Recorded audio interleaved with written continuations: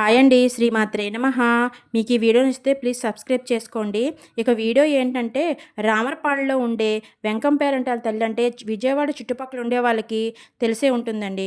ఎందుకంటే ఇక్కడ సంక్రాంతి ఉత్సవాలు, ఇంకా దసరా నవరాత్రులు బాగా జరుపుతారండి.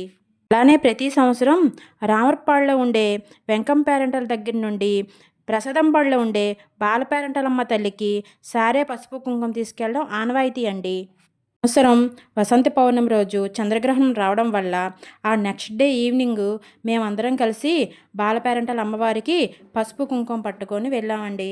రామప్పాడులో ఉండే వెంకం పేరంటాల తల్లి అమ్మవారి గుడి దగ్గర నుండి బాలపేరంటాల అమ్మవారి గుడి దగ్గరికి 5-10 నిమిషాల్లో వెళ్ళిపోవచ్చండి.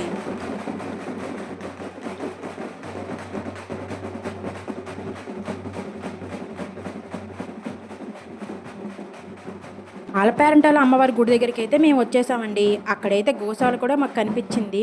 ఇంకా మాకంటే ముందు కూడా చాలామంది అమ్మవారికి పసుపు, కుంకుమ సారే అయితే ఇచ్చుకున్నారు.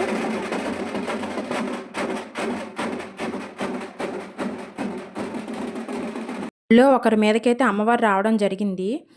ఇంకా అక్కడి నుండి మేమందరం అమ్మవారికి పసుపు, కుంకుమ ఇచ్చేసి వచ్చేసామండి. ఇంకా అక్కడ కోలాటం కూడా చాలామంది చేశారు. అది కూడా కాసేపు చూసి ఇంక ఇంటికి నేనైతే వచ్చేసానండి. ఈ వీడియో మీకు నచ్చితే ప్లీజ్ లైక్ చేయండి, షేర్ చేయండి, సబ్స్క్రైబ్ చేయడం మర్చిపోవద్దండి. Bye bye.